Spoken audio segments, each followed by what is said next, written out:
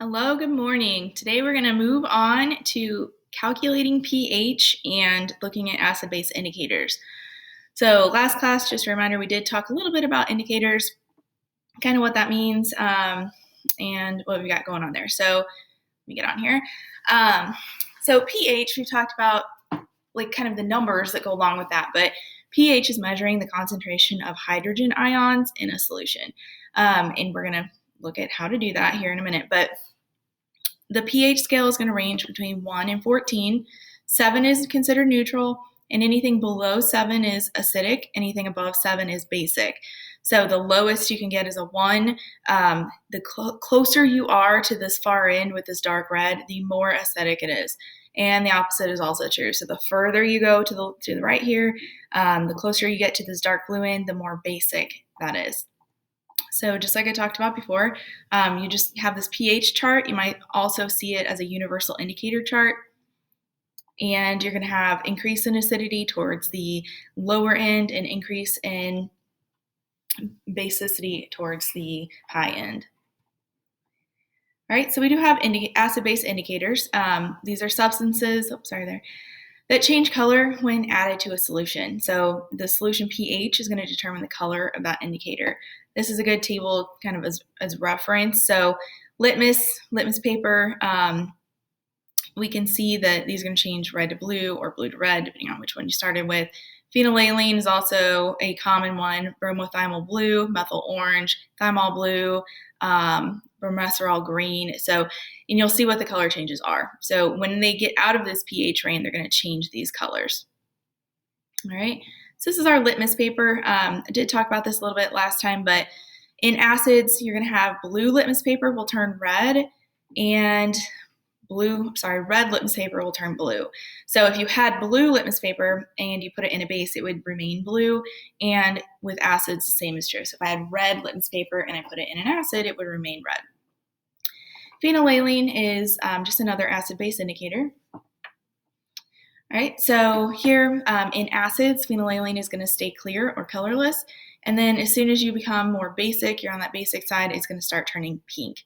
So as soon as you get into that pH of 8 to 9 range, this substance will turn pink. All right, so methyl orange is just another one. It's going to be red in a solution with a pH lower than 3.1. So that's pretty low. This would be something you would use maybe as a secondary measurement. So let's say we used litmus paper and we figured out, okay, it's definitely an acid.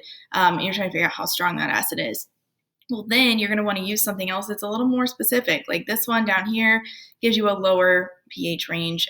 This is your lowest pH range. So methyl orange can be used at that point once you already know it's an acid and you're trying to figure out just how acidic it is. So this is going to be orange, right? And then you put it in solution. If it turns red, that means that the pH is going to be beneath 3.1, which means it's a very strong acid. It's going to be yellow. It's going to be yellow in a solution above 4.4. So you're going to have kind of that comparison there. All right, so which of these is a solution that has pH of 4? Okay, so with this, you're kind of referencing those charts a little bit. Phenylalanine will be pink at that point. Which solution when mixed with a drop of bromothymol blue will cause the indicator to change from blue to yellow? So again, we're just kind of checking this chart out. We have bromothymol blue, and you're going to look at these pH ranges. So here, you just have your concentrations. You would have to calculate the pH before you would be able to answer this. But this 0.1 molar hydrochloric acid would be within this range to change that from blue to yellow. So here's how you would calculate those pHs. All right, so let's get in here. When you're looking at these, I said before that pH is going to be measuring the the hydrogen ion concentration. So when you look at this and you'd see it in brackets, the little brackets means concentration. So this is your mathematical relationship between these two. So the pH is equal to negative log concentration of your hydrogen. So you might get a problem that gives you some information, but the key might be that the concentration of hydrogen is, 2.7 times 10 to the 8th. If that's the case, you would substitute that here for the H and then solve for pH. And like I said, this is a negative symbol. Sometimes you might have seen that as like the natural log, but this is just a negative, so you can move that negative to the other side if needed to get your calculations done. On the flip side of that, if you are trying to figure out the concentration of hydrogen, you can just use 10 to the power, the negative power of whatever your pH is. So if my pH is 4, I can say 10 to the negative fourth, put that in my calculator, and then whatever that answer is going to be the concentration of hydrogen. All right, so for this example, we have a solution that has a concentration of hydrogen of 1 times 10 to the negative ninth. What's the pH of this solution? So we're going to use this equation here. We're going to substitute in what we have. So the hydrogen concentration goes in this part. When we're just going to solve for that. So once we get this in our calculators and we have the negative log of 1 times 10 to the negative ninth, we're going to end up saying that this is a 9 and the solution is basic, obviously based off of our pH scale. One thing to note here that's on here is like you can see that this is 1 times 10 to the ninth. So when your coefficient is 1, whatever the exponent is going to be your pH. So if this said 1 times 10 to the negative third, your pH would be 3 in that case. So if your pH is not so obvious, you do need to do it mathematically. So a sulfuric acid solution has a hydrogen concentration of 2.8 times 10 to the negative fourth molarity. What is the pH of the solution? So again, we are using molarity still. So here we're trying to find the pH.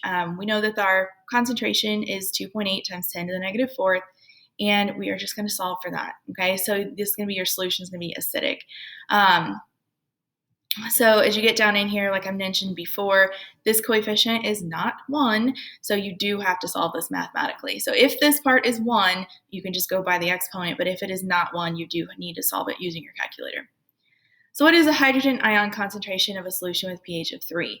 It's going to be 1 times 10 to the negative third. Okay, so pH of 3 means that you're going to have a coefficient of 1 times 10 to the negative of whatever the pH is.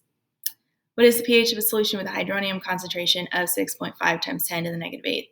Again, we're solving this mathematically. So we're going to drop in this concentration, solve this with our calculators, and it's going to be 7.18. That would be the pH of the solution, and you could say that it's pretty much neutral. So here, now that you have that information, you can compare the hydrogen concentration of two different solutions. So the difference in hydrogen of two solutions is going to be a difference in pH of 10, so 10 times. So every time you go up one pH level, you're increasing it by 100 times concentration. And every time you're going down a pH level, like towards neutral, I guess I should say, you're going to be decreasing your hydrogen concentration. So here's just some more examples of that. So if we're comparing A to B, the difference between the pH in A and the pH in B is just 1, because it's a 2 and a 3 here. So the difference is 1, which means that it's going to be A will be 10 times more concentrated than B. Okay, so A is going to be 10 times strong of an acid than B, and B is 1/10 of the strength of the first one. Then we're going to compare A to C. Okay, so we have a pH of 2 and a pH of 5. So the difference is 3. So again, that's times 10 for each level change. So that's a difference of 1,000. The concentration is 1,000 times more concentrated or less concentrated between these. So A is 1,000 times more concentrated than C, and then C is going to be 1/1000th as acidic as A. Right, so this is kind of the same thing here. You're diluting a solution from 4 to 6, and remember, 7 is neutral. So with acids, going from 4 to 6 means it's being less concentrated. So from 4 to 6, the difference is 2 there, so 2 times, like you have 10 to the second, basically. So you're going to have a difference of 100. So since we're going from high to low, we're going to say that the new solution is 1/100th is as concentrated as the original. And that's it. So you can use the same properties to calculate your hydrogen ions and your pH. You do have some practice problems, and there is a GIM kit. So if you want to do more practice problems, you can hop on that GIM kit and give it a shot and let me know if you do have any questions. Hope you guys have a great day.